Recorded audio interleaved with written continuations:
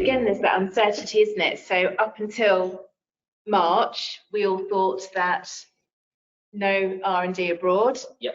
Then we said, yeah, month's notice, you can have it for another year. That must have an impact on businesses and the economy, Mike. It does, and it comes back to the ability for a business owner, for a business leader to plan.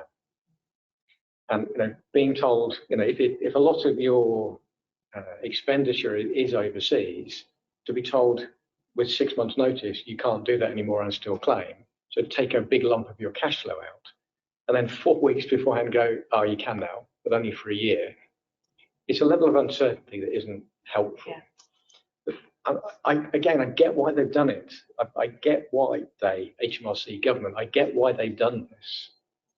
Because it's to try and encourage employment in the UK and onshoring services, so that not only do we get full employment in the UK, but we also then pay payroll taxes. So I completely understand why you've done this, why they've done this.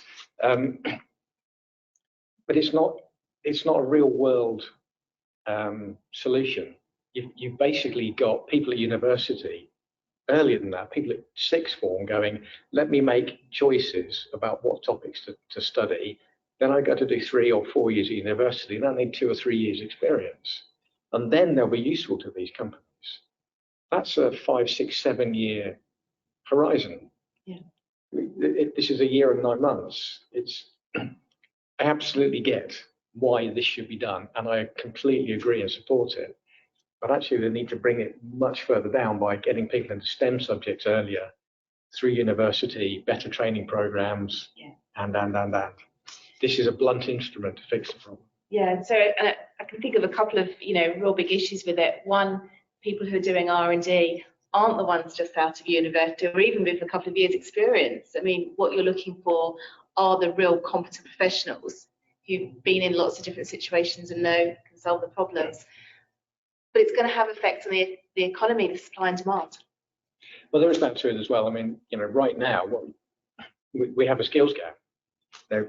We knew a decade ago that by 2020, 20% of the world's engineering technology jobs will be vacant through undersupply.